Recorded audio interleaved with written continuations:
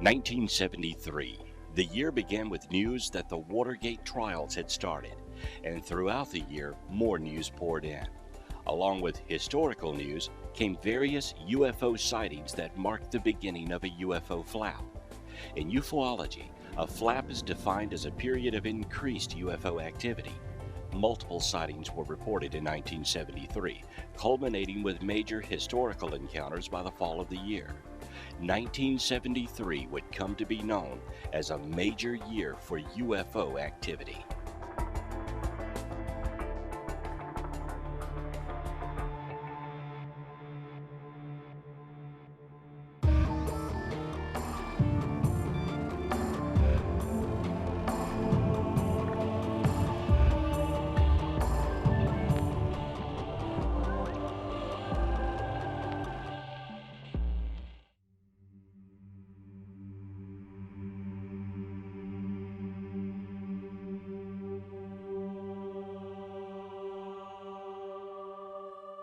UFOs are nothing new.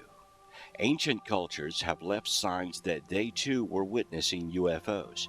It's entirely possible that we have been visited multiple times in our history. The modern era of UFO history began in the 1940s with a steady stream of UFO reports continuing since. Each time there is an increase in UFO activity, it's called a flap. And 1973 is one of the most active flaps ever to be investigated. While UFO reports were pouring in during 1973, major historical events were transpiring around us. Monumental historical events filled our television screens almost daily. A recap of 1973 reads like a page from the history books. It was a year of turmoil in the United States and worldwide.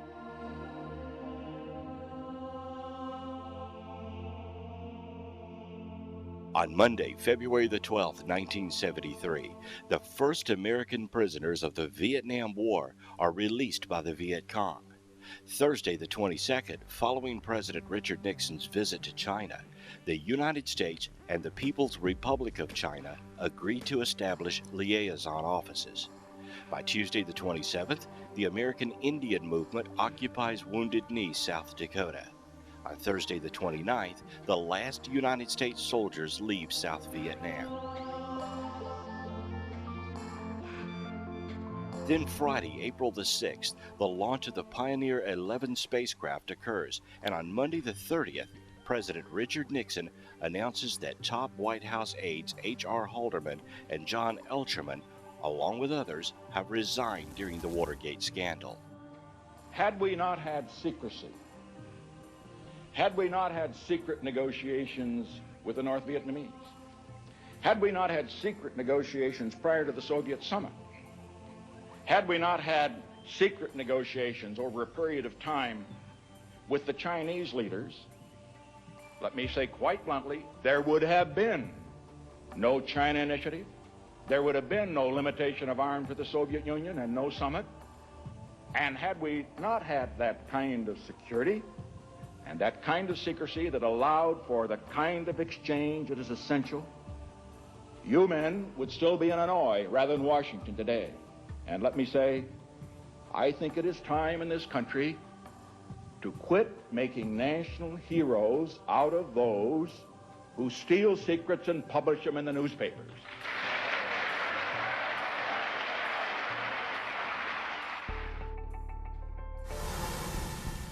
Then Tuesday, May the 8th, a 71-day standoff between federal authorities and the American Indian Movement members occupying the Pine Ridge Reservation at Wounded Knee, South Dakota, ends with the surrender of the militants. Later on Monday the 14th, Skylab, the United States' first space station, is launched.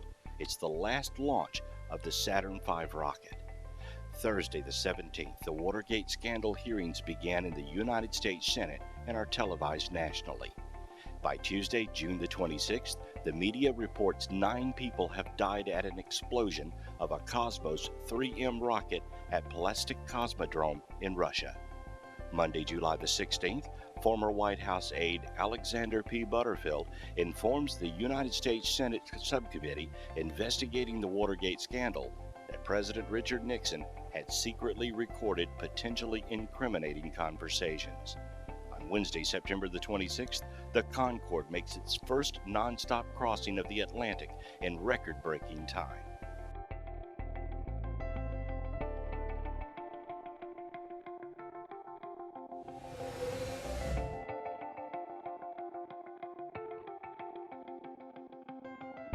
Those are just a few of the major headlines from this year. 1973 was replete with historical incidents that to this day are still remembered vividly.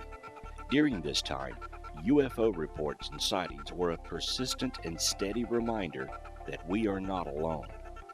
Still reeling from the impact of Watergate and the Vietnam War, America and the world was being visited by strange lights and odd-shaped craft filling the skies. Never before had so many reports flooded in, and each new encounter brought more contact with the occupants that pilot the flying saucers. With so many major headlines in the news, most UFO reports never made it to the front page, but encounters and sightings continued, reaching a fevered pitch in the fall of the year. A recap of 1973 reads like a slow but progressive invasion of planet Earth.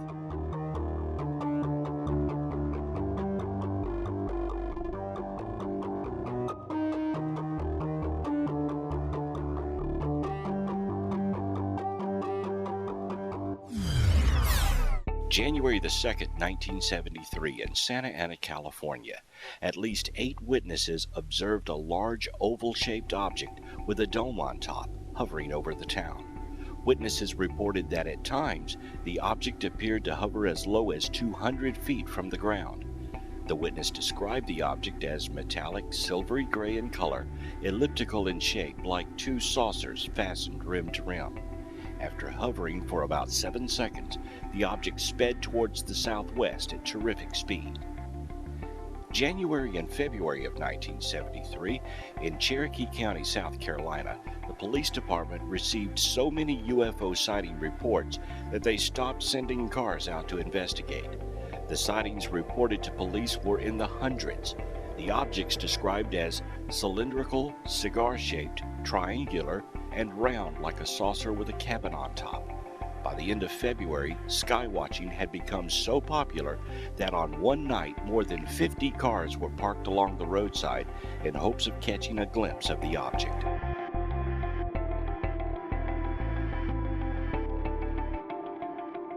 During February in Wood River Junction, Rhode Island, week after week, numerous residents claimed that they had seen a huge bright white light moving slowly above the community.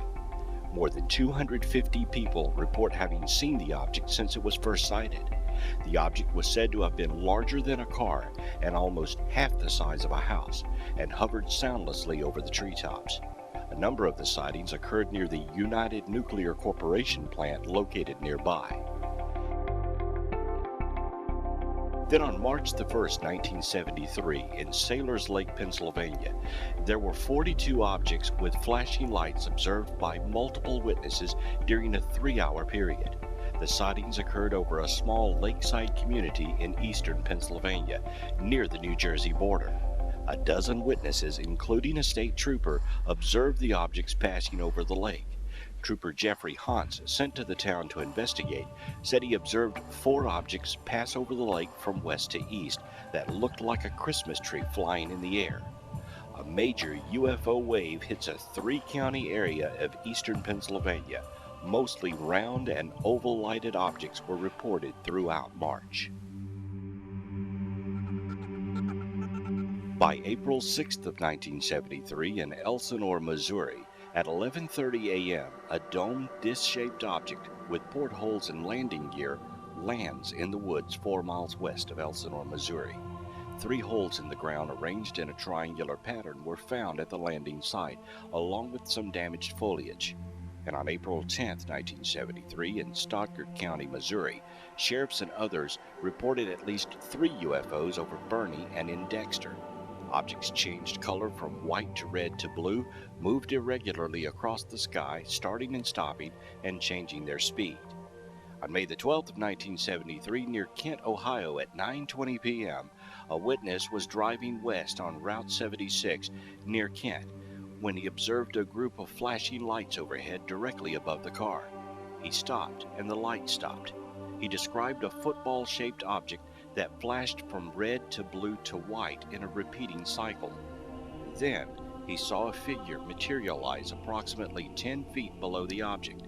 The figure was human in shape, clad all in silver, and rapidly descended to the highway directly in front of the car. The figure stood rigidly in a position looking to the right, then turned its head to the left and looked at the witness. After about 30 seconds, the figure again ascended rapidly. It was shaped exactly like a human, but was entirely silver in color, lacking hair, eyes, and ears. By the summer of 1973, UFO reports continued. On June the 2nd, in Divernon, Illinois, a UFO with a series of bright running lights similar to aircraft lights was seen. A large orange-red light was turned on beneath the UFO, which lit up the entire landscape.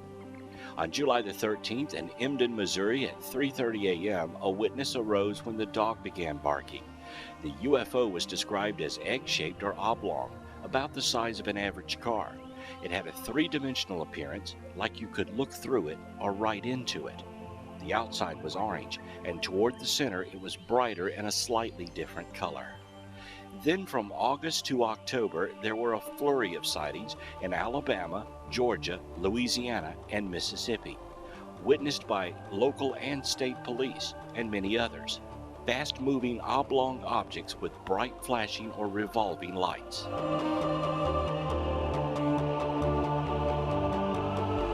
On September 19th of 1973, this famous UFO case occurred. After midnight above Tehran, Iran, two successive F-4 interceptors attempted to catch a radar-visual UFO that had been widely reported by civilians. Each time visual contact was made, the crew attempted to arm a missile and prepare to fire it. However, the weapon system's electronics failed on board the aircraft.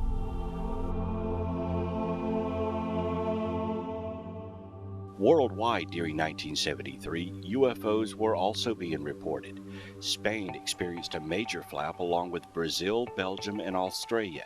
And on September the 20th of 73, the 59th day of flight of Skylab 3, astronauts witnessed and photographed a strange red object.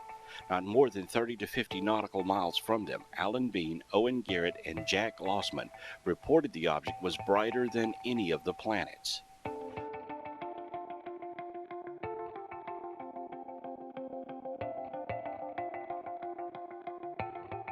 October of 1973 would become known as the month of the humanoids. Two famous cases emerged from this month, the Charles Hickson and Calvin Parker abduction and the Jeff Greenhaw encounter. Both cases remain unexplained to this day.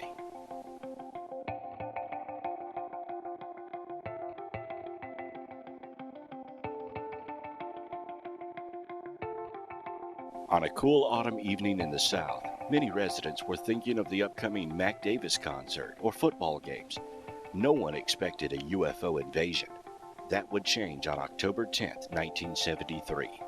15 different people, including 2 policemen, reported seeing a large silver UFO slowly fly over a housing project in St. Tammany Parish, New Orleans. The next day would be a day to remember for 2 fishermen in Pascagoula, Mississippi. It was the night of October 11, 1973. Charles Hickson went fishing with 18-year-old Calvin Parker from a pier at Shaw Peters Shipyard. The spot was an abandoned shipyard along the Pascagoula River at the southeastern tip of Mississippi. The 2 men intended to test some new fishing equipment, but had little success and were about to look for a better place. At 7 p.m. on this dark night, they directed their attention to a loud zipping sound coming from behind them. They turned around to see the source of the sound and were amazed and also terrified to see a gray-domed football-shaped or egg-shaped object surrounded by a blue glow hovering towards them. And as I turned around from the pier and looked, something had come almost to the ground. It was hovering probably 2 foot, 18 inches or 2 foot from the ground, and I assume Calvin had heard the noise at that time. He turned and looked, and there was some kind of door, a sliding door, I suppose, that came into the end of the craft that was toward us, and a very brilliant light came out of the craft. And I didn't know what to do. It startled me at first. I couldn't make out what it was. And about that time, there was three things began to move into the doorway. They came out the beam of light, came right up to Calvin and myself, and one took hold of this shoulder and one of this shoulder, and I seemed to rise up from the ground about the height that they were, and we proceeded to go into the craft. At this time, I saw Calvin wanted taken hold of him, and I saw him go limp, and I didn't know at that time, but he had fainted, he had passed out. But anyway, they continued to carry me aboard this craft, and as we went in the doorway, into the light in the room, compartment, it appeared to me that it was round, and light was glowing from the overhead, from the floor, and from the walls. It was so bright I couldn't see anything at that time. But we seemed to stop about the middle of the room, and they left me. By this time I couldn't do anything because I couldn't move. The only thing I could move was my eyes. And I could tell that they had released me, but I still wasn't touching anything that I could tell. But something in front of me, in the wall in front of me, it seemed to come out of the wall. It was probably this big. It appeared to me that it was a big eye. It moved up toward my face and remained there for possibly a few seconds or a few minutes. And it moved downward, and I'm having to assume that it went under me and came up the backside. Well, the next time I saw it, it come over my head, came back in front of me again, remained there for a few minutes, and moved back into the wall and disappeared into the light. But at that time, that was all that I could see in the room. But several years later, after going under hypnosis regression, I could recall that there was something, some type of window there in that room. There was possibly another compartment, that there was something else in the other compartment, appeared to me. But these things left me there suspended for a while, and after a while they came back and they took hold of me and carried me back outside, and they didn't just throw me down, they seemed to just release me, and I fell to the ground. And about this time I saw Calvin. He was standing there by the river, and his arms was outstretched like this, and he appeared to me that he was in shock. And I don't know whether he had been aboard the craft or not, but there wasn't anything with him. He was alone at that time. So I was trying to make my way to him. When I fell, my legs were weak, and after a while, shortly the feelings began to come back. And as I was trying to get up, I was making my way toward him to see if I could help him. And when I reached him, he didn't even realize who I was. He was going in shock. And I had to shake him. I even had to slap him and scream and holler to get him to realize that that we were all right. I thought that they hadn't done any harm to us physically that I could tell. But after a while, I got into where we could talk, and I assured him that I thought we were okay. But meanwhile, while this was going on, I heard the hissing sound again, and as I turned and looked, this craft, the blue lights was flashing again, and it just seemed to disappear. We went up and moved that fast.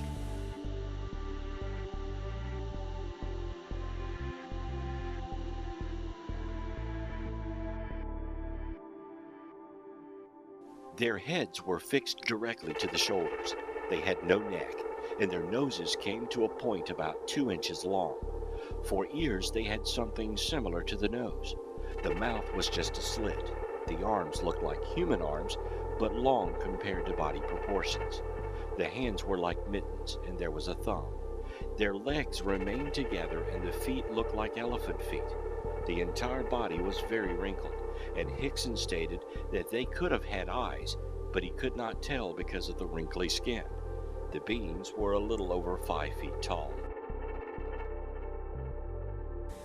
So after we talked the thing over a little while, we decided we wouldn't tell anyone. We didn't know what it was or what it could have been there for. But the more I thought about it, I thought it might be a threat to our country. So we stopped at a payphone on the way home, and I called the Keyser Air Force Base in Biloxi, which is only about 30 miles from there. And briefly, I was telling what happened, and they stopped me and told me that they didn't handle those things. We would have to go through the sheriff's department. Well, we talked about that, and certainly we didn't want to go to the sheriff's department. We didn't want to be called crazy or nuts in the neighborhood there.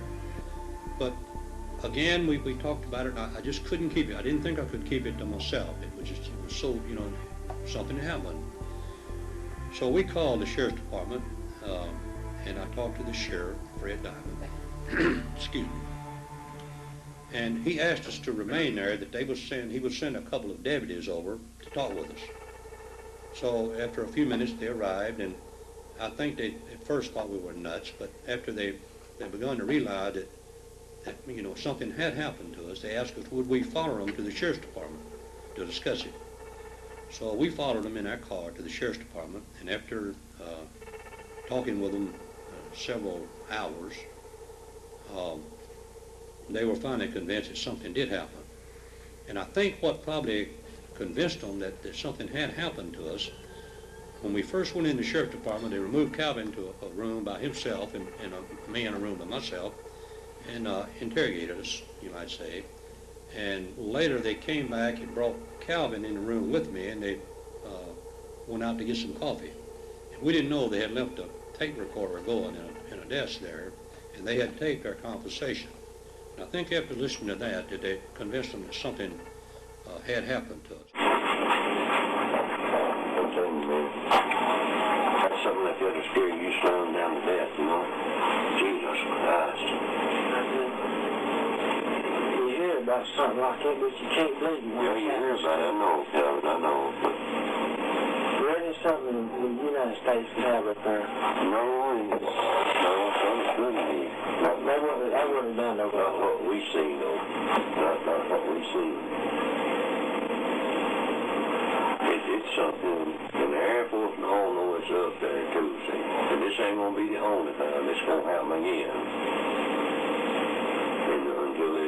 This season, I'm like had a heart attack tonight, ain't she? No, I know. I come one down each I know that scared me to death, too, something. I'm just there and you're crying right now, and I can't help I know, but it's something that you can't get over in a lifetime, you see. Jesus Christ. Once you're down bad back, you don't nobody believe it. And I thought I had been through enough of hell on this earth, and now I have to go through something like that, see. But they could have, you know, I guess they could have harmed us, son. They had us, they could have done anything to us. They didn't hurt me. Right, why they just picked us up? I don't know.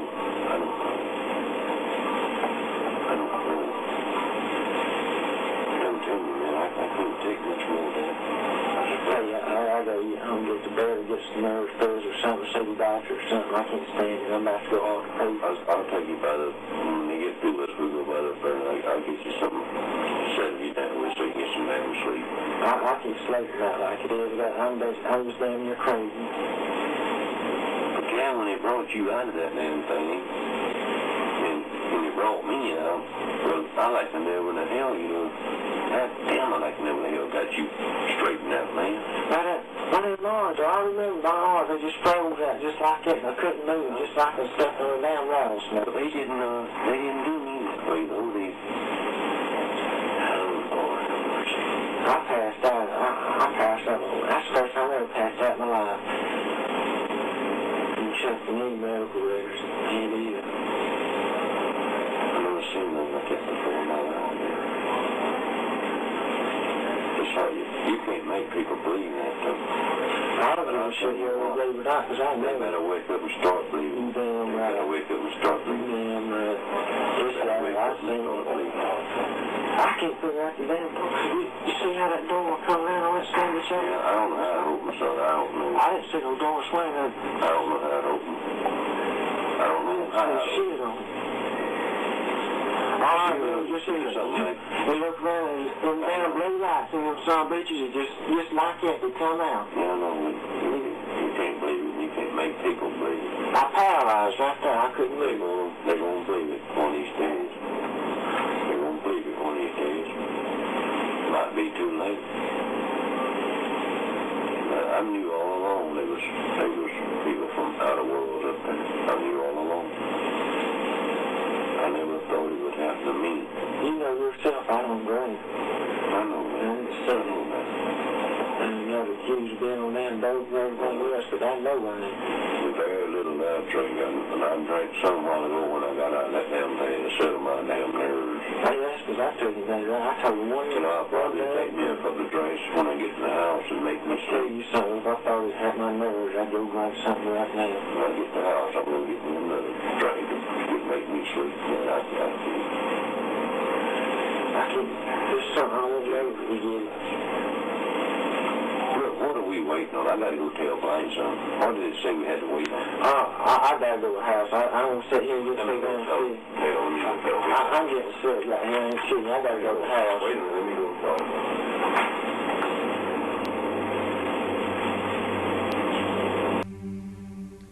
So I asked the sheriff that night that I told him that we certainly didn't want any publicity about it.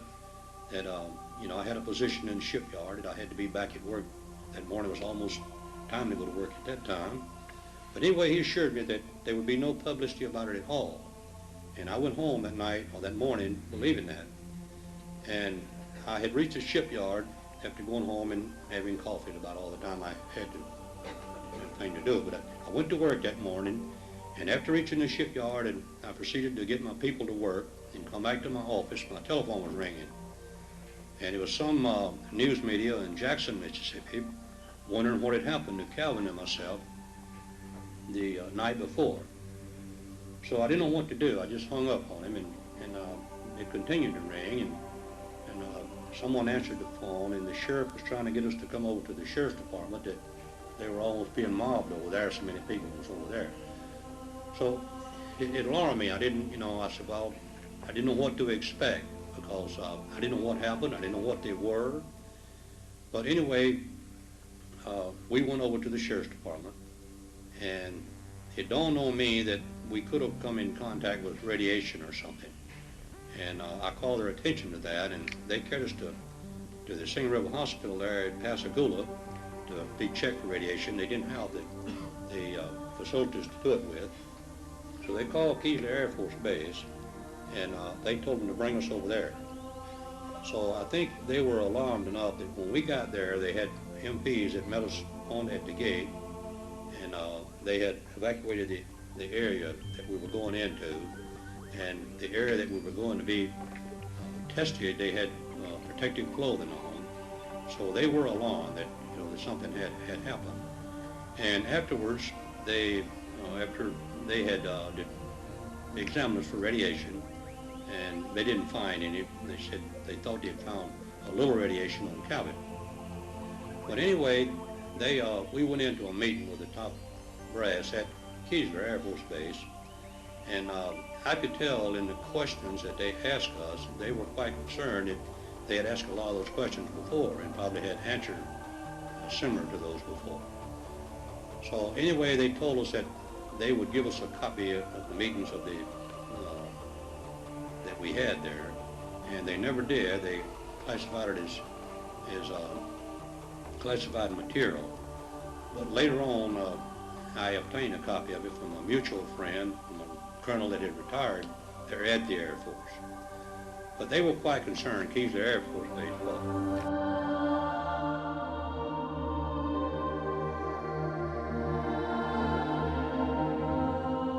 While the men were in the sheriff's office, a former pilot called and stated he saw a UFO at about 8 p.m. near the Pascagoula River. A former city councilor and several other people also reported a sighting. 3 different people phoned the sheriff's office to report their observation of a strange blue light in the area where the 2 men were abducted. They remained anonymous and were driving Interstate 90 a few hundred yards from the UFO landing that night. 2 days after the events, a meteorologist from Columbia reported that he had a strange radar echo the same day. He first thought it was a plane, but started to wonder when the echo remained stationary and his radar was completely jammed moments later. Governor John Gilligan says that on Monday night, when he and his wife were driving near Ann Arbor, Michigan, they saw what might have been an unidentified flying object. Gilligan described it as vertical shaped and amber colored. For weeks now, there have been reports of UFO sightings in many parts of the country, but especially the Gulf Coast. Jed Duval reports. Gulfport police have received so many calls that they've posted a nighttime watch, which officials say accounts for most sightings as ordinary earthly airplanes, like this one. 2 Pascagoula women were among 4 persons who watched something unexplainable over the shoreline near that city. You know, in the fog, it would give out a kind of a glow. Those people all seem responsible, and they all say they were sober at the times of the various sightings. They all know that they saw something and cannot explain it. And along the coast, most people seem to accept the reports as sincere. And that's the way it is. Wednesday, October 17th, 1973. This is Walter Cronkite, CBS News. Good night. Just a few weeks after Parker and Hickson's experience, fishermen and Coast Guardsmen reportedly played hide-and-seek with some sort of underwater metallic object with an amber light on it at the mouth of the Mississippi River. They tried to poke the object, which was close enough to touch with a boat hook, but it would turn off its light, move away to a safe distance, and then turn the light on again. It disappeared after about 40 minutes. The U.S. Navy studied the case without reaching a clear conclusion or finding any explanation. The shipyard was swarming with reporters as news of the abduction had leaked out. Keesler Air Force Base was contacted, and the 2 men were taken there where a group of doctors under security conditions examined Hickson and Parker. Their medical report indicates that both men were in a severe state of mental stress due to a traumatic experience, and that the men's report is probably correct, that no radiation exposure was found. Then the 2 were interrogated by the entire base command about the encounter.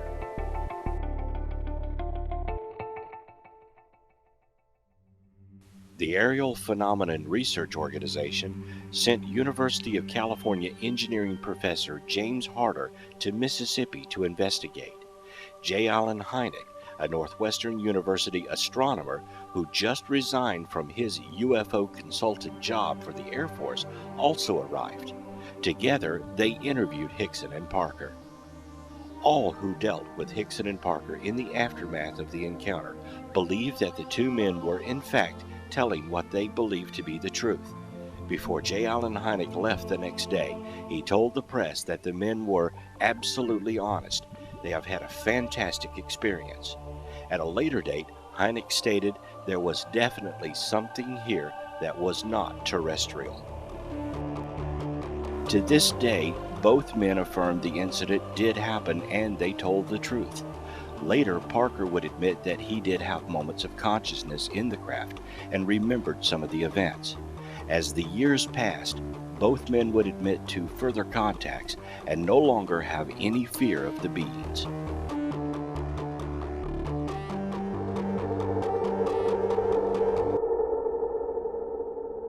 By October 17th, more aliens were being seen in the South.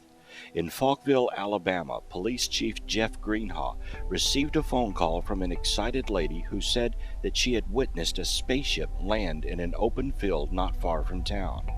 Greenhaw went to investigate and took his Polaroid camera. About 10 p.m., he made it to the location of the alleged landing. He found no trace of a spacecraft, but returning from the sighting location, he saw a silver-suited, tinfoil-covered creature on the road. The tinfoil alien's movements were very mechanical-like. Greenhaw managed to snap off 4 pictures of the odd-looking alien. When he turned on his headlights, the alien ran. Greenhaw immediately took pursuit, but because of the rough terrain, he was only able to manage 35 miles per hour. Greenhaw could not keep up with the strange being, and it escaped into the night. He said it was running faster than any human he ever saw. Greenhaw would soon regret the whole affair. He was mocked and ridiculed by many of the townsfolk, and he received threatening phone calls. His house was burned down, and his wife left him. About a month after the incident, the town council fired him.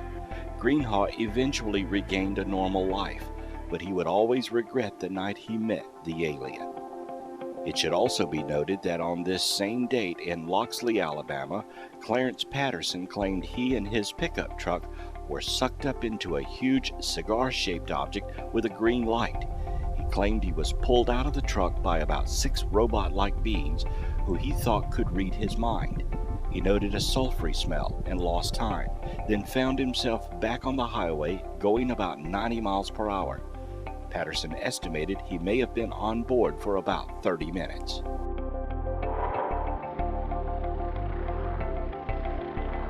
Another famous case occurred the next day, October 18, 1973, over Mansfield, Ohio at 11:05 p.m. Captain Lawrence J. Cohn, aboard an Army Reserve helicopter, encountered a domed craft-like object that beamed green light into the cockpit and lifted the helicopter off course. The Army helicopter was returning from Columbus, Ohio to Cleveland, Ohio, and southeast of Mansfield Airport, while flying at an altitude of 2,500 feet. On board, SSG Yancek observed a red light on the east horizon, 90 degrees to the flight path of the helicopter. Approximately 30 seconds later, Yancek indicated the object was converging on the helicopter at the same altitude and at an airspeed in excess of 600 knots towards a mid-air collision. Cohn observed the converging object, took over the controls of the aircraft, and initiated a powered descent from 2,500 feet to 1,700 feet to avoid any impact. All radios went dead. The crew expected impact, but instead, the object hesitated momentarily over the helicopter, then slowly continued on a westerly direction, accelerating due west of Mansfield Airport, then turning 45 degrees to the northwest. Captain Cohn indicated the altimeter read a 100 feet per second climb and read 3,500 feet with the collective in the full down position. Cohn returned the aircraft to 2,500 feet and flew back to Cleveland, Ohio.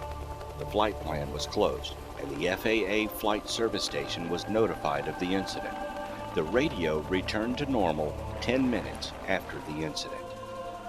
Some witnesses on the ground reported seeing the helicopter as well as an object like a blimp and as big as a school bus hovering above the helicopter. The object was cigar-shaped, metallic gray with a dome on top.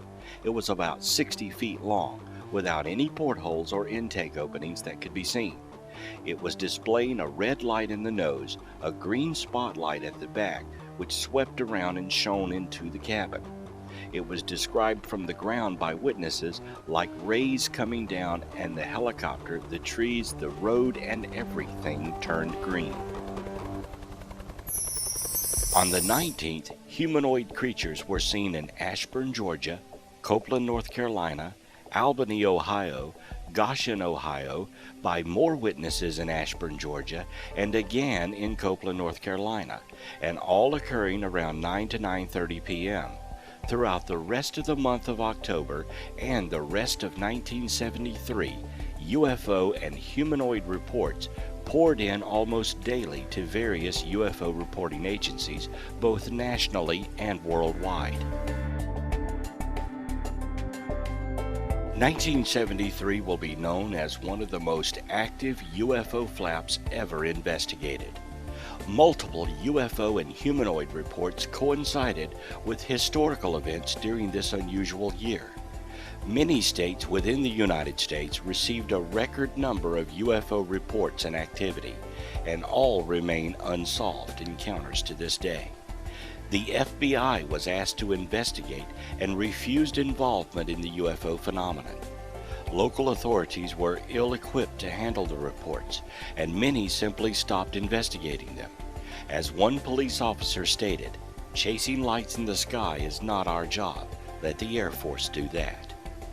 The military had officially ended their involvement in 1969 with the closure of Project Blue Book. However, it is known now that they continued to focus on UFO activity.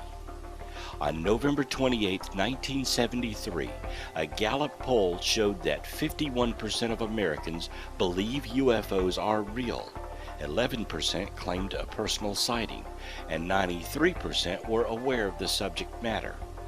If the UFOs did anything at all, they made themselves aware to the general public. After 1973, UFOs would appear more and more in popular culture, and sightings would never cease. Though UFOs had been around since man could document them, 1973 heralded a new awareness of the phenomenon and would mark a new increase in UFO popularity. It was the year of one of the largest UFO activity flaps ever to go on record, and it was not solely an American phenomenon. Worldwide, UFOs were being seen and reported. There are far too many cases to report in one program, but several stand out. February 2nd, 1973, in Auckland, New Zealand, at about 2 a.m., an intense blue-white light paced a Grand Commander aircraft for 20 to 25 seconds. The navigation instruments malfunctioned. Captain Peter Telling, flying the aircraft at an altitude of 10,000 feet over the Ohura Beacon area, thought he had a fire in his starboard engine. About 30 yards from the aircraft was a ball of intense bluish-white light, like a welding arc that was 20 feet in diameter, and stayed with his aircraft for several seconds. All of his instruments rotated wildly during the encounter. A bright yellow sphere hovered low over the road on February 9th in St. Albans, United Kingdom. The witness's engine restarted by itself when the UFO departed.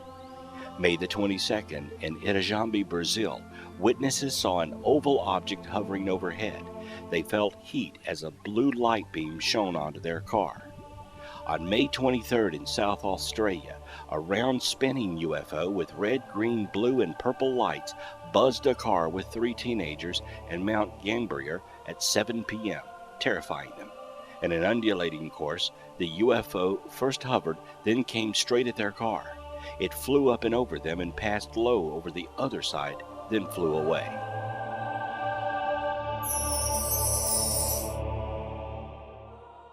May 27, 1973, in Sao Paulo, Brazil, at 2 a.m., Jenny Lisboa was busy making wedding cakes early in the morning when her attention was drawn outdoors by her pet parakeet. When she looked out, she saw a luminous flying object approaching her property. The object circled her garden and hovered above the wall. She could see 3 identical-looking figures of small stature from the waist up through the transparent upper portion. Each one was directing a beam of light down as if searching for something. Then their beam struck the witness, paralyzing her. She called her neighbor, but the object departed. When her neighbor arrived, she found Miss Lisboa's face was swollen and her eyes bloodshot. Her body was painful, particularly in the joints and especially in the knees. Her eyesight worsened after the experience to the point where she was forced to wear corrective lenses for the first time in her life. Also, her previous medical condition of hypertension seemed to have been improved to the degree where she was able to drop all previous anti-hypertensive medication.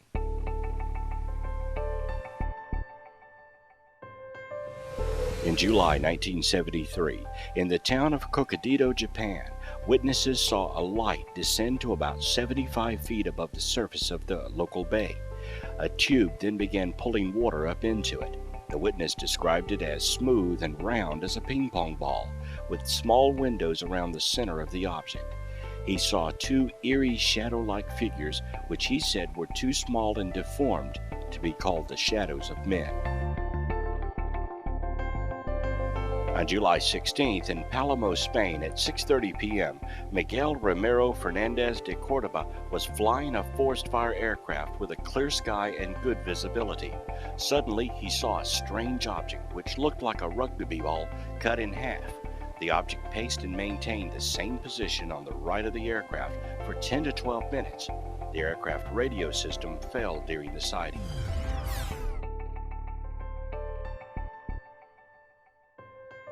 Throughout modern history, UFOs have played a prominent part in our society. Foo Fighters were seen during World War II. Small metallic spheres and colorful balls of light were repeatedly spotted and on occasion photographed by military air crews around the world during the war. The modern study of UFOs began with the first officially recorded UFO sighting by Kenneth Arnold on June 24, 1947, while flying his private plane near Mount Rainier, Washington. He reported seeing 9 brilliant objects flying across the face of the mountains.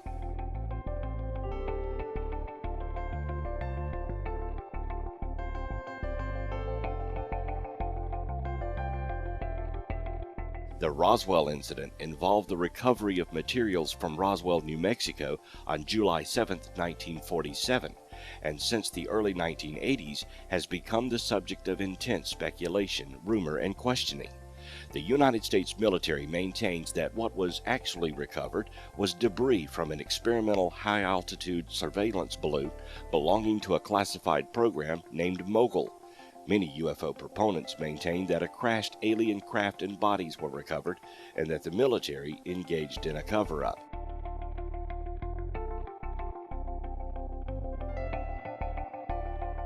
In 1950, the United States Air Force sent a fighter pilot, Captain Thomas F. Mantell, to investigate a UFO sighting over Fort Knox, Kentucky. The pilot was killed while pursuing the UFO. The Carson Sink case was a famous UFO incident that occurred over the Carson Sink in western Nevada in the United States on July 24, 1952. The two pilots who witnessed the incident were Lieutenant Colonel John L. McGinn and Lieutenant Colonel John R. Barton, both veteran flyers with distinguished military careers. The UFOs were bright silver in color with a delta wing airfoil, but without tails or flight canopies, which every known aircraft possessed. August of 1955, in Hopkinsville, Kentucky, a group of strange goblin-like creatures were reported to have attacked a family while the family shot at them. The case remains unexplained to this day. The Kecksburg UFO incident occurred on December 9, 1965, at Kecksburg, Pennsylvania. A large, brilliant fireball was seen by thousands in at least 6 states and Ontario, Canada. It streaked over the Detroit, Michigan, Windsor, Ontario area, reportedly dropped metal debris over Michigan and northern Ohio, and caused sonic booms in western Pennsylvania. Eyewitnesses in the small village of Kecksburg, about 30 miles southeast of Pittsburgh, claimed something crashed in the woods there.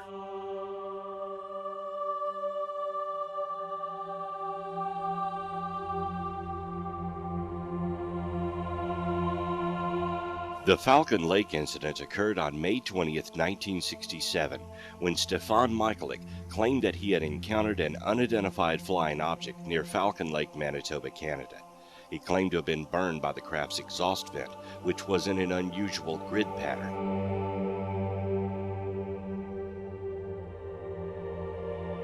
Charlie Hickson was right when he said it would happen again. In November 1975, Travis Walton was abducted in full view of his logging team from a national forest near Snowflake, Arizona. He was kept for 5 days and returned. The Walton case received considerable mainstream publicity and remains one of the best-known instances of alleged alien abduction. The Val Johnson UFO incident occurred in 1979 in Marshall County, Minnesota. Val Johnson, a Marshall County deputy sheriff, was on patrol in a rural area when a strange light struck his patrol car. The deputy suffered eye problems similar to mild welder's burns from the UFO encounter. The Cash Landrum incident was a reported unidentified flying object sighting in 1980, which the witnesses insist was responsible for damage to their health. It is one of the very few UFO cases to result in criminal court proceedings. The Rendlesham Forest incident is the name given to a series of reported sightings of unexplained lights and the alleged landing of an extraterrestrial spacecraft in the Rendlesham Forest, Suffolk, England in late December 1980. It is perhaps the most famous UFO event to have happened in Britain, ranking amongst the best-known UFO events worldwide. Watch, straight ahead off my flash right there. So there it is. Hey, I see it too. What is it? We don't know, sir. So can I get some? Yeah, it's a strange, small red light. You'll see out maybe a quarter to half mile, maybe further out. And in 1996, Brazilian mass media was saturated for some time with speculation, rumors, and accounts regarding UFOs and strange creatures. A soldier, Marco L. Charis, was said to have died under mysterious circumstances related to the UFO affair. As the end of 1973 drew nearer, UFO reports continued to pour in to various reporting agencies. And then, just as subtle as it had begun, the reports reduced. The flap was over. UFO sightings would return to its normal, steady pace. In years to come, more flaps would occur, driving awareness of UFO activity up. One can only speculate on the reasons why some years have an increase in UFO activity. Are they watching us as we watch history in the making? Are they using our own history as a backdrop to further make themselves known? Or could it be they simply arrived at a time that we were struggling as a race to better humanity? Regardless of the reasons UFOs visit Earth, they appear to do it frequently and occasionally in more frequency. Since curiosity would be a natural state for an intelligent species, they're likely as curious about us as we are of them. And because of this, we should expect major flaps to occur in growing numbers. During the 1980s and 1990s, UFO flaps occurred again, and in 2008 the world experienced another increase in UFO activity. With the advent of new technology such as camcorders and the internet, UFOs are sighted and recorded daily. Some are major events, others just lights in the sky. An enormous amount of information has been recorded on the subject of UFOs by dedicated researchers worldwide. Yet we still cannot answer the simple questions, why are you here and where are you from? Some say this information would be too shocking for the populace to absorb. Others fear the intentions of the UFO occupants. But until these questions are answered, the UFO phenomenon will remain a mystery. Nothing happens without a reason. Until full UFO disclosure is made, we can only speculate on their reasons for visiting our small but significant blue planet. As we venture further into space, perhaps they are returning the favor.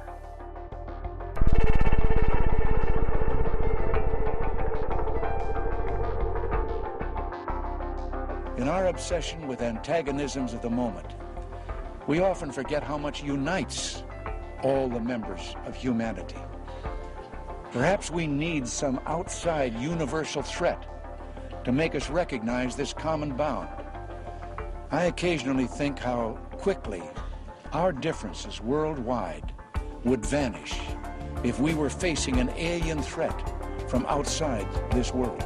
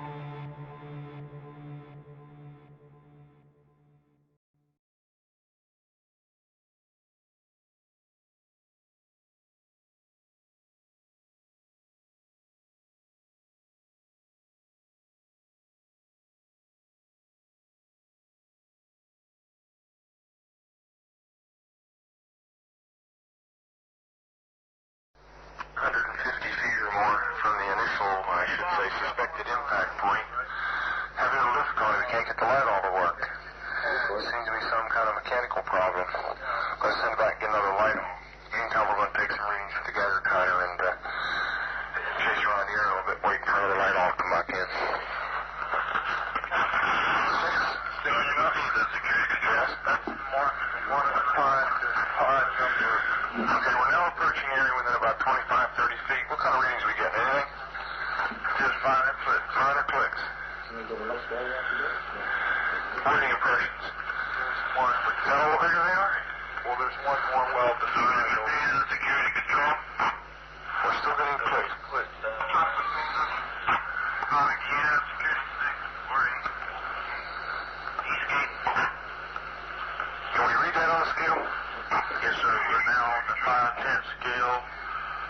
We're reading about third, fourth increment.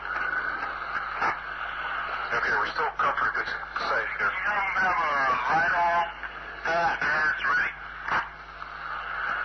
Security.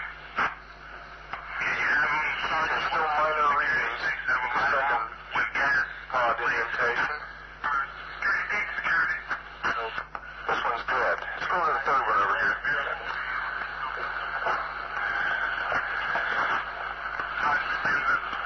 Yes, now I'm getting some residual. I can read now. The meter's definitely giving a little pulse. That's what I was going to say. Let's go to the center of the area next and see what kind of reading we get out there. You're reading the clicks. I can't hear the clicks. Yes, sir. Got them at the center, Bruce? Yes. Okay, let's go to the center. Yes, I'm getting that's the best deflection of the needle I've seen yet. Okay, can you give me an estimation? We're on the 0.5 scale. We're getting... We have trouble reaching there. At approximately 01:25 hours. We're getting right at a half of a millimeter. Last point. I haven't seen it go any higher. Okay, we'll go out toward the... Now it's picking up. This is out toward the number one indentation where we first got the strongest reading. Yeah, it's similar to what we got in the center.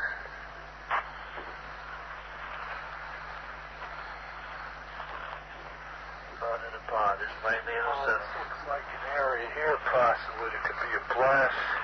It's in the center. That's hard to tell. You got to take this my fingers about 3 here, too. Up to what, 7? What? Just jumped up to 7/10 there. 7/10 right here in the center? Uh-huh. We found a small blast, what looks like a blasted or scrubbed up area here. We're getting very positive readings. See, is that near the center? Yes, it is. This is what we would assume would be the dead center. Just picking up more as we go along the whole area here now. Up to 7/10 or 7 units, it's calling on the 0.5 scale.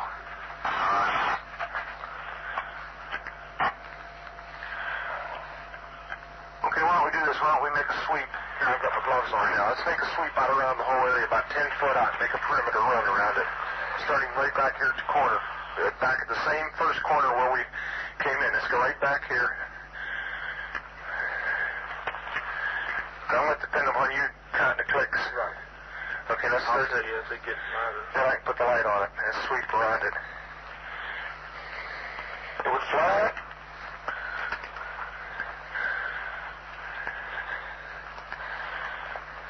Put it on the ground every once in a while. This looks like an abrasion on the tree. Okay, we'll catch that on the way back. Let's go around. We'll go ahead and hit it there. If there's any interest right over here, it looks like an abrasion pointing into the center. It is. It may be old, though. There's some sap marks or something on it. Let's go on back around.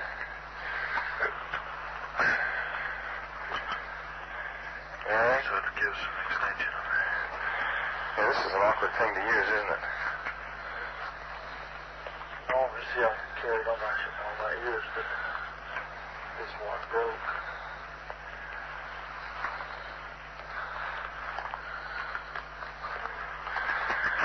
Getting any further, I'm going to shut the recorder off till we find something. Picking up? What are we up to? We're up to 2, 3 units. Deflection, you're getting in close to 1 pod. Picking up something. Picking up. Okay, it's still not going above 3 or 4 units. Picking up more, though. More frequent. Yes, you're staying steady up around 2 to 3 to 4 units now. Yeah. Each one of these trees that face into the blast, what we assume is a landing site, all have an abrasion facing in the same direction towards the center. The same. That's anything. Let's go this way around the circle here. Turn it back down here. Picking up something. Collection. Let me see that. Well, that's kind of funny. You're right about the abrasion. I've never seen a tree that's, never seen a pine tree that's been damaged react that fast. I got a bottle to put that in. Yeah, you got a sample bottle? Yes, sir. For the soil. Put the yeah, here, sit this on the ground. You'll notice they're all the same. Okay, from now on, let's identify that as point number 1. That stake there. So you all know where it is if we have to sketch it. You got that, Sergeant Nevels? Yes, sir. Okay. Closest to the wood bridge base. Be point 1. Be point 1. And let's go clockwise from there. Point 2. Point 2? So this tree is between point 2 and point 3. And 2 other personnel requesting to find them over at your location. Tell them negative at this time. We'll tell them when they can come out here. We don't want them out here right now. Okay, the sample, you're going to mark this sample number 1. Yes. Have them cut it off and include some of that sap and all. Is between indentation 2 and 3 on a pine tree about 5 feet away, about 3.5 feet off the ground. I've got some more. There's a round abrasion on the tree about 3.5, 4 inches in diameter. It looks like it might be old, but strange, there's a crystalline pine sap that's come out that fast. You see those other trees here that are damaged in similar fashion? Yes, so I may go toward the center of the landing site. Okay, why don't you take a picture of that and remember your picture, and you got to be writing this down. It's going to be on the tape. Right. Got a tape measure with you? This is the picture. Your first picture will be at the first tree, the one between mark 2 and 3. Meantime, I'm going to look at a couple of these trees over here. We are getting some. You're getting readings on the tree you're taking samples from on the side facing the suspected landing site. 4 clicks max. Up to 4. Interesting. That's right where you're taking the sample now. 4. That's the strongest point on the tree? Yes, sir. If you come to the back, there's no clicks whatsoever. No clicks at all on the back. It's all on the side facing the... Interesting. The indentations look like something twisted as it got, as it sat down on them. Looks like someone took something and sat it down and twisted it from side to side. Very strange.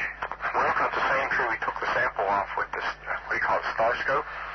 Star getting a definite heat reflection off the tree, about 3 to 4 feet off the ground. Yes, where the spot is. Same place where the spot is, we're getting a heat. And the spot on the tree directly behind us, I picked up the same thing, and one off to your right. 3 trees in the area, immediately adjacent to the site, within 10 feet of the suspected landing site. We're picking up heat reflection off the trees. Like 5 and up. What's that again? Well, shine a light on again, Bob. Well, you have trouble here? Yeah, get right on the spot, and then when you want to put turn the light on, you'll notice the white. Hey.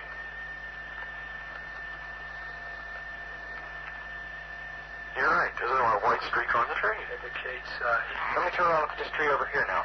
Just a second. White streak right on the tree. I can see it.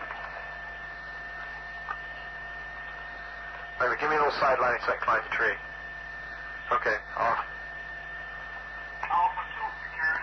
I lost the tree.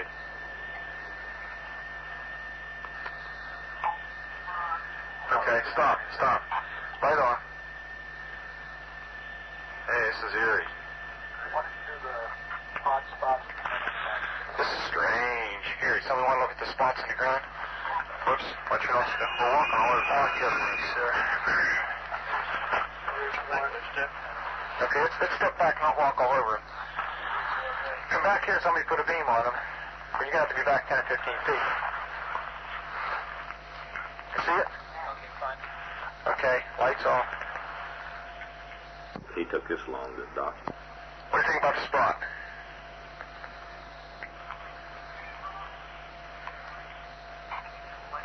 Yeah.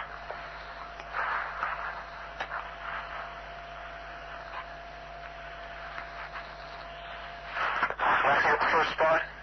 Okay, that's what we call spot number 3. Let's go to the back corner and get spot number 1. Spot number 1. Here's spot number 1 right here. Spot number 1 right here. You need some light? There it is right there. You focused? Okay. Look around spot number 1 through the starlight scope. Take a slight increase in light as I go over it. Slight increase in light at spot number 1. Let's go look at spot number 2. Spot number 2 is right over here. Right here. See it? Okay, get focused on it. Tell me when. Okay. Lights on. Let's see what we get on it.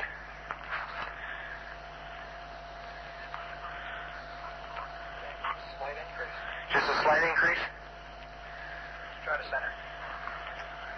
The center spot. Well, it really isn't center. It's slightly off center. It's right there. It's more. Okay. We gotta get your reading on it right there. Okay. Tell me when you're ready. Ready. Okay, lights on. This is the center spot we're looking at now. We're almost the center. Slight increase there. This is slightly off center toward the 1-2 side. It's some type of abrasion or something in the ground where the pine needles are all pushed back, and where we get a high reading about deflection of 2 to 3, maybe 4, depending on the point on it. Yes. You said there's a positive after effect? Yes, there is definitely. That's on the center spot. There is an after effect. What does that mean? It means when the lights are turned off, once we are focused in and allow time for the eyes to adjust, we are getting an indication of a heat source coming out of that center spot, which will show up on heat or some form of energy. It's hardly heat at this stage of the game. Looking directly overhead, one can see an opening in the trees plus some freshly broken pine branches on the ground underneath. Looks like some of them came off about 15 to 20 feet up. Some small branches about an inch or less in diameter. 148, we're hearing very strange sounds out of the farmers' barnyard animals. It's very, very active, making an awful lot of noise. It wasn't a pigmentation. You just saw a light where? Wait, where? Right in this position here, straight ahead, in between the tree. There it is again. Watch, straight ahead off my flash right there. So there it is. Hey, I see it too. What is it? We don't know, sir. So can I get some? Yeah, it's a strange, small red light. Looks to be out maybe a quarter to half mile, maybe further out. I'm going to switch off. The light is gone now. It was approximately 120 degrees from the site. Is it back again? Yes, sir. Oh, that's the flashlight's in. Let's move out to the edge of the clearing so I can get a better look at it. See if you can get the star scope on it. The light's still there, and all the barnyard animals have gotten quiet now. Yeah, we're heading about 110 to 120 degrees from the site, out through to the clearing now. Still getting a reading on the meter. About 2 clicks. Meter's jumped 3 to 4 clicks. Getting. There is no doubt about it. There's some type of strange flashing red light ahead. It's yellow. I saw a yellow tinge in it too. Weird. It appears to be maybe moving a little bit this way. Yes, it's brighter than it has been. Yellow. It's coming this way. It is definitely coming this way. Pieces of it are shooting off. There is no doubt about it. This is weird. To the left. Yeah, definitely moving to the left. Two lights. One light to the front, okay. One light to the left. Keep the flashlights off. There's something very, very strange. Keep the headset on. See if it gets any stronger. Okay. Give us your rundown. Notation that this is on a beta reading, too. It's on a beta reading? Beta okay. Still has been removed. Okay. Pieces are falling off it again. But it just moved to the right. Yeah. Off to the right. Strange. Oh, what are you doing left? Let's approach to the edge of the woods up there. Can you undo without lights? Let's do it carefully. Come on. Okay, we're looking at the thing. We're probably about 200 to 300 yards away. It looks like an eye winking at you. It's still moving from side to side. And when you put the star scope on it, it sort of has a hollow center, a dark center. It's like the pupil of an eye looking at you and winking. And the flash is so bright to the star scope that it almost burns your eye. We passed the farmer's house and across in the next field. Now we have multiple sightings of up to 5 lights with a similar shape and all, but they seem to be steady now rather than a pulsating or glow with a red flash. We just crossed the creek, and we're getting what kind of readings now? Getting 3 good clicks on the meter, and we're seeing strange lights in the sky. 244, we're at the far side of the second farmer's field, and made sighting again about 110 degrees. This looks like it's clear out to the coast. It's right on the horizon. Moves about a bit and flashes from time to time. Still steady or red in color. Also, after negative readings in the center of the field, we're picking up slight readings, 4 or 5 clicks now on the meter. 305. We see strange strobe-like flashes to the rather sporadic, but there's definitely something, some kind of phenomenon. 305 at about 10 degrees horizon directly north. We've got two strange objects, half-moon shape, dancing about with colored lights on them. About, guessed to be about 5 to 10 miles out, maybe less. The half-moons have now turned into full circles. As though there was an eclipse or something there for a minute or two. 0315, now we've got an object about 10 degrees directly south, 10 degrees off the horizon. And the ones in the north are moving, one's moving away from us. It's moving out fast. This one on the right's heading away, too. Yeah, they're both heading north. Okay. Here he comes from the south. He's coming toward us now. Now we're observing what appears to be a beam coming down to the ground. This is unreal. 330, or 0330, and the objects are still in the sky, although the one to the south looks like it's losing a little bit of altitude. We're turning around and heading back toward the base. The object to the south is still beaming down lights to the ground. 0400 hours, one object still hovering over Woodbridge Base at about 5 to 10 degrees off the horizon, still moving erratic and similar lights and beaming down this area.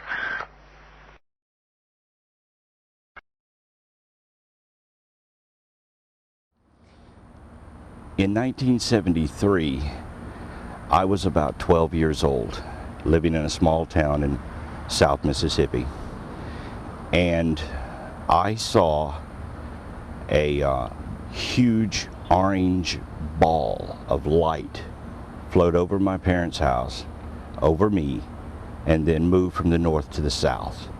It just kind of came over, stayed there for a second. I mean, actually didn't stop, but it just moved over and then moved towards the south. And it scared me, yet it also just enthralled me as to what could that possibly be. And I was old enough to know what airplanes were, balloons, things like that, and this was not anything that I had ever seen before. It could not be a conventional aircraft. It made no sound whatsoever. It made the tops of the trees light up orange because it was so bright. I remember thinking that it was big enough you could put a car in it, you know. And I was only 12. And this UFO sighting occurred in the fall of the year of 1973. I don't remember exactly what month it was. But I do remember that it was about a week later that I remember hearing parents and other older people talking about the guys down in Pascagoula that had been abducted by aliens. And at 12 years old, I didn't watch the news. You know, this was probably old news by that time. But it was a week or so later that I began to hear the rumblings of what had happened in Pascagoula. And I was very, very curious because I remembered what I had seen and how it had scared me. And I stood there watching this thing, you know, and it was just amazing. I have no idea to this day what it was. But I do know that it occurred around the time, if not on the exact same night, that the Pascagoula event occurred. I do remember that it was a weeknight, and I remember that the weekend was coming up. But I don't remember the exact day. I know it was the fall of the year because it was beginning to turn cooler at night and football season was around. But that, ever since then, I have wondered, you know, what UFOs are. What are these things? In 1975, a friend that lived up the road from me, we both watched a silver ball in the sky for about 10 minutes. And it stayed stationary while clouds moved above it and then eventually below it and covered it up. And we had no idea what that was. And since then, I have seen a few other things, including a red light over the horizon at Gulf Breeze in Florida, and a saucer-shaped thing riding down Highway 49 going to the coast. It fell.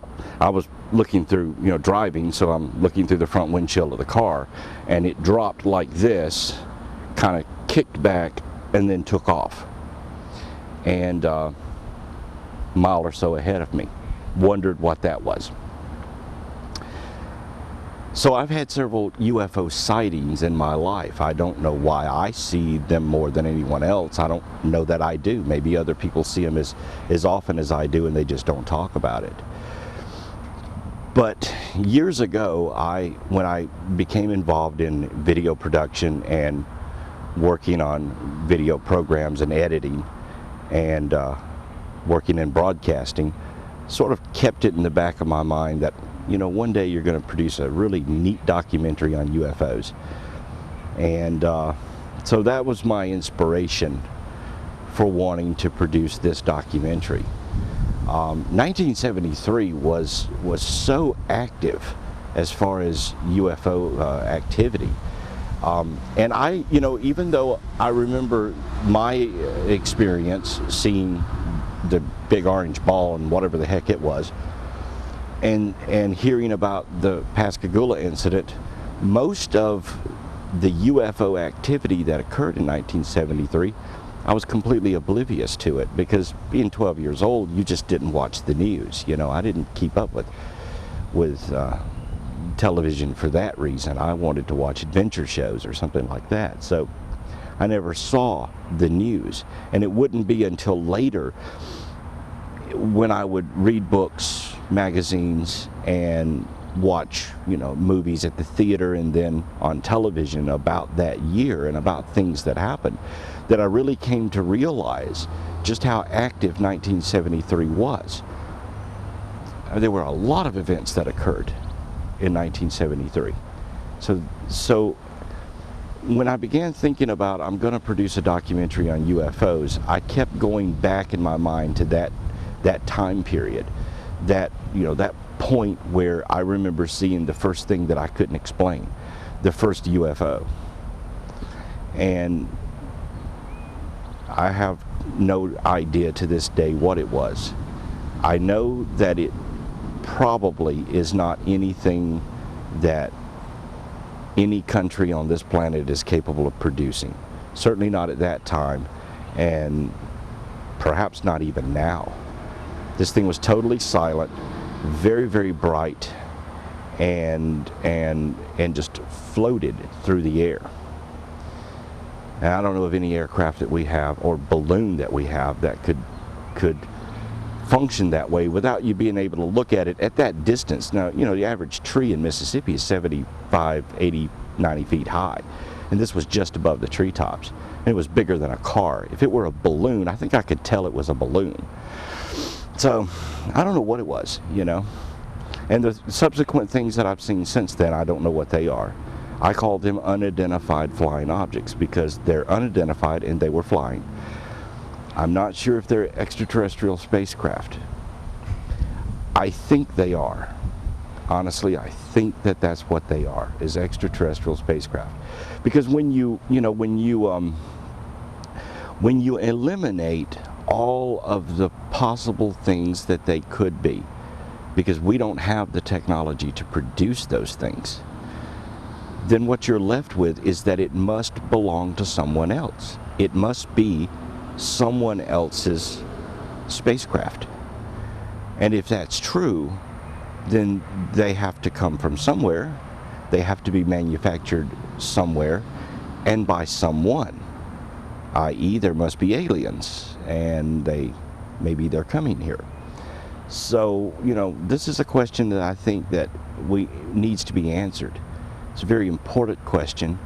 There may be individuals within our own government that already know the answer to this, and if so, I think that it's a shame that they're not putting this information out there for everyone to know. It's a crime. It's a crime against information. We need to be aware that there's other people coming here. Back in 1973, when I heard about the incident that occurred in Pascagoula, I remember immediately thinking that it had to be true, because a week or so before I had seen that bright orange ball of light. And I remember thinking to myself, why don't other people, why are they laughing at this? You know, as a 12-year-old looking at the adults around me and them snickering and you know, well, they say they were picked up by aliens, you know, and I remember thinking to myself, why don't they believe it? I mean, first, who would come up with such a crazy story? And, you know, and because I'd had my own experience with that light, that big bright orange ball of light, just a week or so before, I had no issues with believing that what they said were true. I think it's different for people who have actually seen a UFO as for someone who hasn't. Because once you've seen them, then you understand that there's a whole, you know, there's a vast possibility of things that you may not, you know, be aware of before. I wanted to produce this documentary to tell about some of the things that occurred in 1973. I try to cover as much as possible in this documentary.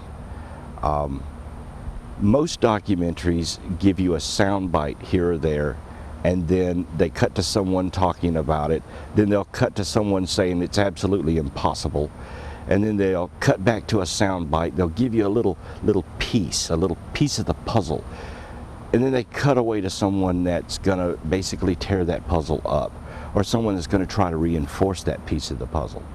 And I didn't want to do my documentary that way. I wanted, such as the section with Charlie Hickson, I wanted to let him just tell it in his own words. It may run long.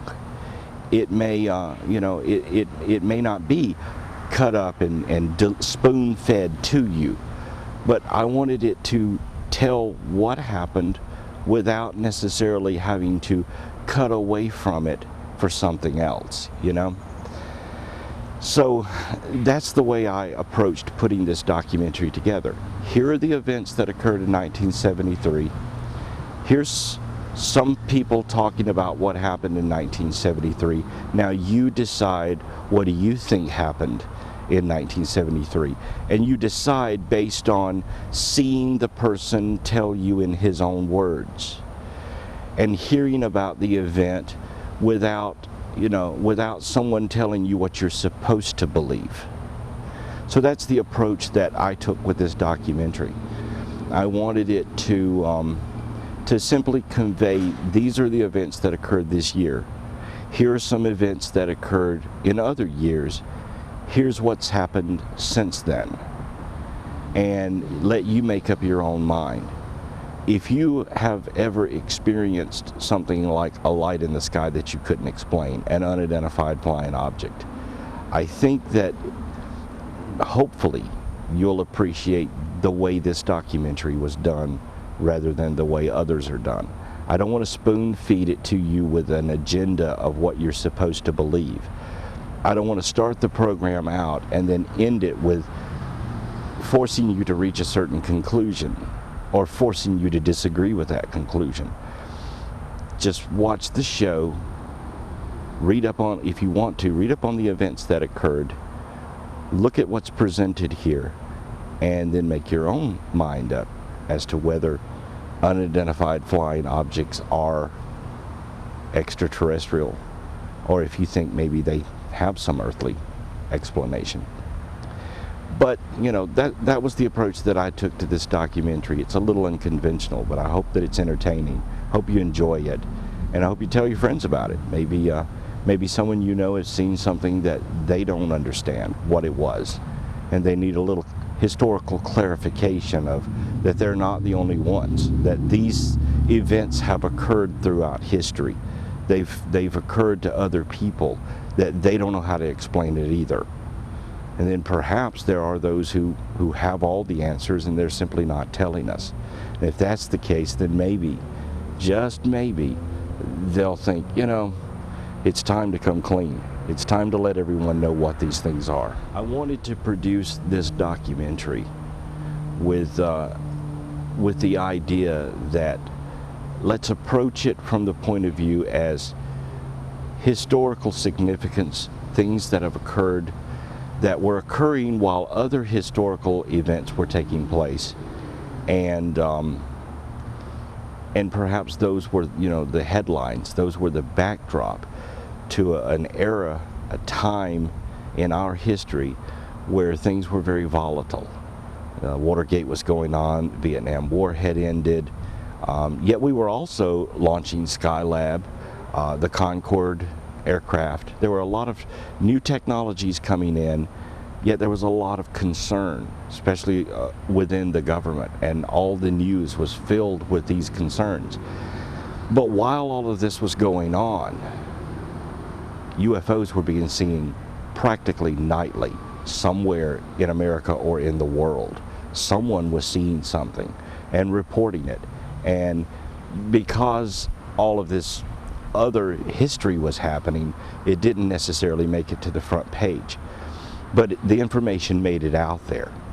And this could be the way they operate, if there is a they, and that is that they wait till a moment when there's a lot going on, and then they very subtly start making themselves known so that they don't shock everyone, you know. But at the same time, that information's there, and it's available to find, and people learn something from it. Maybe that's the whole point. Wait till there are, you know, incredible moments in history, and then subtly be around when it happens. In 2008, we had a presidential election. We had a gas crisis, you know, oil crisis going on. We had a financial crisis going on. And yet, through the tapestry of all of these news and historical events, UFOs were on the increase. Sightings were coming in almost daily. There was video showing up on the internet practically every day, or at least a couple of times a week. And I think this says something. This says that history and UFOs may have a connection. You know, that maybe they're using our own history as a backdrop for their emergence. Who knows? So thanks for watching the show, and keep watching the skies.